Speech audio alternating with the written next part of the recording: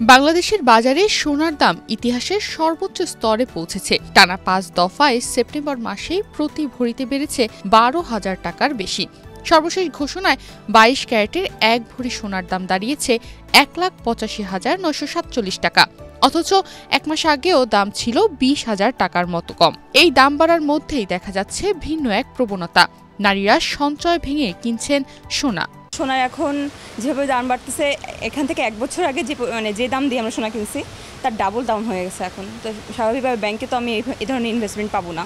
তো স্বাভাবিকভাবে মানুষ সোনার দিকে বেশি ইনভেস্ট বেশি করছে। এটা যদি ২ লাখ হয়ে যায় স্বর্ণের দাম, তাহলে আর মধ্যবিত্তরা স্বর্ণ আর কিনতে পারবে না।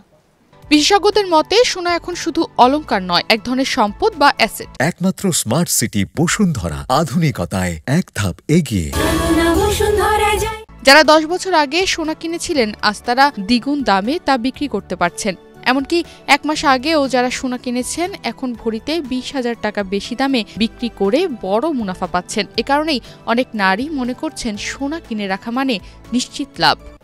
মানে মানুষ যত কিনছে তার থেকে এখন আর বেশি কিনতেছে মনে হচ্ছে আর কি। কারণ দাম বাড়ার সাথে সাথে সবার প্রতি একটা চলে আসছে যে হ্যাঁ, এখন গোল্ডের দাম মনে আরও বাড়বে, কিনে রাখি, কাজে লাগবে। এরকমই আসলে কতটুকু লাভ পাবেন। গোল্ড যে হারে আপনার দাম বাড়তেছে, আপনার মনে হয় যে এক মাসে ১০,০০০ ১৫,০০০ করে বেড়ে যাচ্ছে। তো ব্যাংক তো অতটা পার্সেন্টেজ আপনি কখনোই দিবে না। যে কোনো সময় আপনি চাইলে আপনি ক্যাশ করতে পারতেছেন। আপনি যদি ব্যাংকে যান, দেখা গেল অনেক সময় টাকা আপনি পাচ্ছেন না। কিন্তু গোল্ড তো এরকম না, আপনি এখন গোল্ড নিয়ে আসলে এখনই বিক্রি করতে পারতেছেন। অন্যদিকে ব্যাংকে টাকা রাখলে বছরে নির্দিষ্ট পরিমাণ সুদ পাওয়া যায়, কিন্তু সেই সুদ মুদ্রাস্ফীতি সামলাতে যথেষ্ট নয়। গৃহিণীরা বলছেন, যেখানে ব্যাংকে ১ বছরে লাভ পাওয়া যায়, সেখানে সোনার দামে সেই লাভ ১ মাসেই মিলছে। ফলে ব্যাংকে টাকা রেখে মূল্য হারানোর চেয়ে সোনায় বিনিয়োগ করাই তাদের কাছে বেশি নিরাপদ মনে হচ্ছে। এখন আমরা তো এক সময় ৮,০০০ ৫,০০০ দিয়ে গোল্ড কিনছি, তাই না? এখন যেমন কিছুদিন আগেও, এই বেশি না ৫-৬ বছর আগেও আমি যেটা ২,০০০ টাকা দিয়ে কিনছি, সেটা এখন দেখছি ১২,০০০। তো এখন কেনা মানে বোকামি না, বরঞ্চ আমি যেটা ২,০০০ দিয়ে কিনছি ওটা আমি সেল করে দিব। সেল করে টাকাটা সঞ্চয় পড়ার শখ তারা কিনে রাখছে। আবার যাদের আছে তারা হয়তো ওইটুকু স্টক করে রাখছে, যে পরবর্তীতে আবার যখন বাড়বে তখন সেল করব। অর্থনীতিবিদদের মতে বৈশ্বিক বাজারে চীন, ভারত ও রাশিয়ার মতো দেশগুলোর রিজার্ভে সোনা বাড়াচ্ছে। আন্তর্জাতিক বাজারে সেই প্রভাব সরাসরি পড়ছে বাংলাদেশেও। যেভাবে বাড়ে ব্যাংকে তো ভাবে হয় না, লাভ হয় না।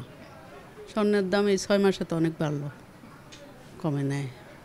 এই জন্য কি ব্যাংকের থেকে টাকা তুলে নারীরা এখন সোনা কিনছে? হ্যাঁ, কিনছে, অনেকেই কিনতেছে। বর্তমান পরিস্থিতি বিবেচনায় সোনার দাম আরও বাড়তে পারে বলেই ধারণা করছেন বিশেষজ্ঞরা। তাই সাধারণ মানুষ, বিশেষ করে গৃহিণীরা নিজেদের সঞ্চয় ভেঙে সোনায় বিনিয়োগ করছেন ভবিষ্যতের নিরাপত্তার আশায়। আমরা যেরকম অলংকার হিসেবে শুধু ইউজ করে, আমরা অলংকার হিসেবে এটা ইউজও করতে পারি এবং অ্যাসেট হিসেবে ব্যবহার করতে পারি। যেমন এখন দেশের অবস্থা যখন খারাপ হয়, তখন তারা পূর্ববর্তী যে কম দামে গোল্ডটা কিনেছে, এখন তারা বেশি দামে গোল্ডটা সেল করতে পারে। তো নারীরা এটাকে গোল্ডটাকে অ্যাসেট হিসেবে, আর দেখেন না তো ব্যাংকে যখন টাকা রাখেন, টাকার মূল্য কিন্তু কমছে, কিন্তু গোল্ড সেটাকে তুমি গোল্ড কিনেন, কারণ গোল্ডের দাম কিন্তু আপনার বাড়ছে। গত ১ বছর গোল্ডের দাম কতবার বেড়েছে। এবং আমাদের পৃথিবী একটা অস্থিরতার মধ্যে যাচ্ছে, এবং যত অস্থিরতার মধ্যে যাবে গোল্ড প্রাইস লাফিয়ে লাফিয়ে বাড়বে। কারণ প্রতিটা দেশ তখন গোল্ডটাকে রিজার্ভ করতে চায়, কারণ টাকার ডলার বলেন, পাউন্ড বলেন, ইউরো বলেন, এগুলো তো কাগজ, এগুলো তো আপনার ভ্যালু কমে, কিন্তু গোল্ডের natural resources, so they buy gold. তখনই গোল্ডের সংকটটা পড়ে, গোল্ড প্রাইসটা আপ হয়।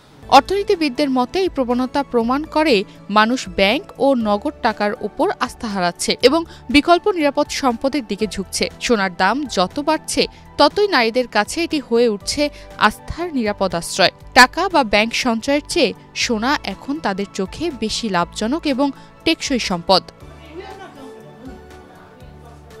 তনিমা রহমান, বাংলাদেশ প্রতিদিন।